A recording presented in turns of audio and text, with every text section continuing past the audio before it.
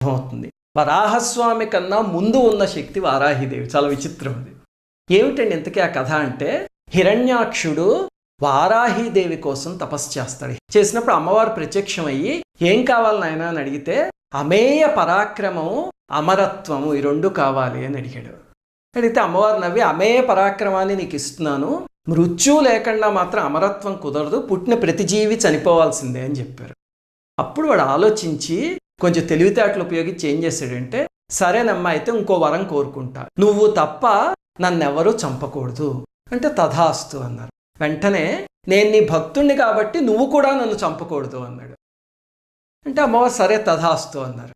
దాంతో తెగ సంబరపడిపోయాడు. ఏదో భగవంతుణ్ణి బుల్డి కొట్టించాను అనుకునే మూఢత్వం అనమాట అది. ఇప్పుడు చూడండి, వాడు అడిగినవి, నువ్వు తప్ప నన్ను ఎవరు చంపకూడదు, నువ్వు కూడా చంపకూడదు అంటే ఇంకెవరు చంపుతారు అని దాంతో ఇంకా విర్రవీగిపోయాడు. అప్పుడు అమ్మవారు